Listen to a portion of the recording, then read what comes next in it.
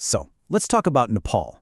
Back in September 2025, one government decision, just one, was enough to push the entire nation right to the edge. All this pent-up frustration over corruption, we're talking decades of it, just exploded into this massive crisis. So today, we're going to dive into what happens when a country's people finally say, enough is enough. 51. I want you to just think about that number for a second. It's not just a statistic. That's the number of people who died when a huge wave of protests completely shook Nepal to its core. This was way more than just a demonstration. It was a desperate, powerful cry for change, and it would end up defining the future of the entire nation. So, what was the spark that lit this massive fire? Believe it or not, it was a government ban on 26 social media sites. Can you imagine? And what started out as this youth-led protest, they were calling it the Gen Z uprising, it just snowballed into something so much bigger. It became this nationwide roar against the corruption that had been eating away at every single level of society for like forever. But, a social media ban, even a big one like this, that doesn't just cause a crisis of this scale all by itself. No way. It was really just the final straw, the thing that broke the camel's back. So the real question we have to ask is, what really brought Nepal to this breaking point? And to get that, we need to dig in and look at the anatomy of this crisis. Okay, so corruption in Nepal isn't this single monster you can just point at. It's more like a two-headed beast, and both heads are working together. You've got one side operating deep within the government, and the other side in the world of big business. Let's take a look at how these two really feed off each other. So at the very heart of all this is something we can all understand: favoritism. It's this basic idea that public resources, things that are supposed to be for everyone, are not for the public at all. It's the classic, it's not what you know, it's who you know. It's a system where all the good jobs, the big contracts, and the government money get funneled directly to a small, trusted inner circle of friends and allies. And a specific flavor of favoritism, probably the one you've heard of most, is nepotism. This is when it gets even more specific. Politicians and officials start putting their own family members in all the important jobs. We're talking politics, business, even security positions. It basically turns the entire government into a family business. And you can really see this play out in two very different ways. On the public side, it feels like this soul-crushing bureaucracy, right? Where trying to get a simple passport turns into a total nightmare of endless delays and, well, bribes. But then you look at the private sector, and it looks totally different.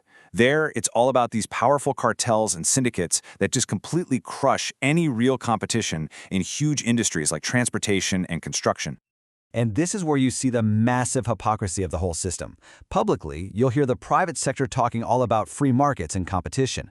But behind closed doors, they're often doing the exact opposite, working to build up monopolies for just a select few. It just strangles any kind of innovation and leaves honest businesses with a terrible choice: either play the corrupt game or get ready to go out of business. But a system like this doesn't just appear out of nowhere, right? It's not just a matter of having bad laws or broken institutions. These practices are actually held up by some really deep-seated cultural norms. Some of them are centuries old. So to really get what's going on, we've got to go a layer deeper. Okay, let's start with this key concept called afno-manche. It literally translates to one's own people.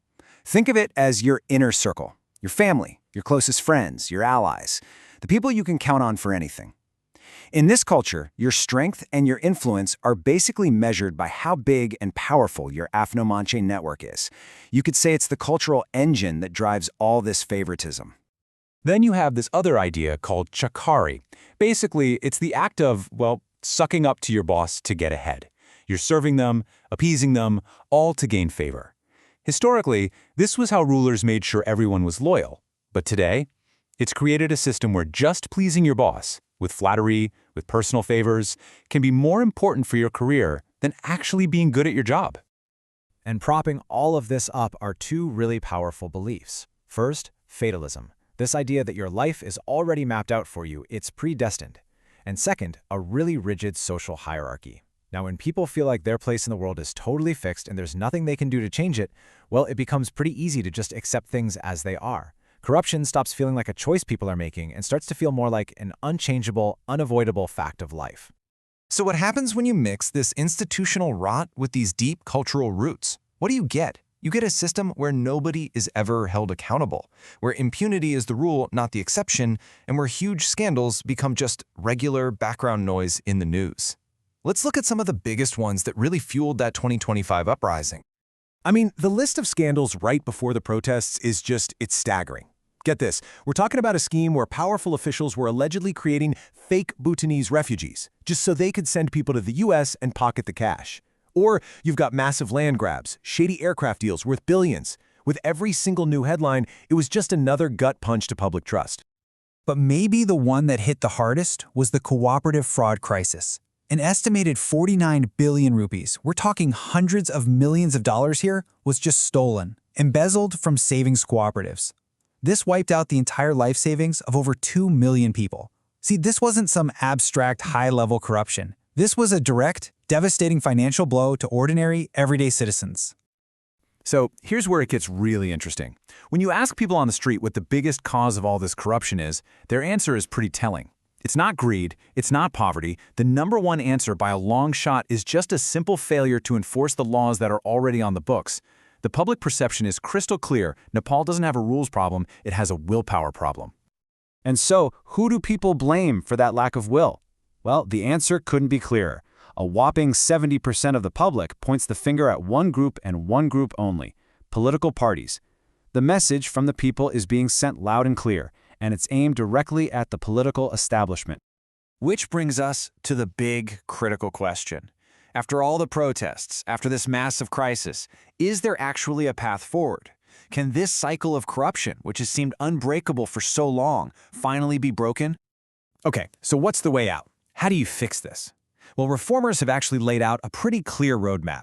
It all starts with big structural changes, right? Things like stronger audits, actually dismantling those cartels and monopolies, and making the laws simpler. Then you bring in technology to make bribery and collusion way harder. And maybe the most important piece of the puzzle, using education to build a whole new culture of integrity, right from the ground up. The political fallout from the Gen Z uprising was, well, it was dramatic. The Prime Minister was out. He resigned.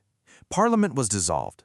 And in a really interesting move to try and restore some public trust, the widely respected former Chief Justice, Sushila Karki, was brought in to lead an interim government, her main job, to get the country ready for new elections.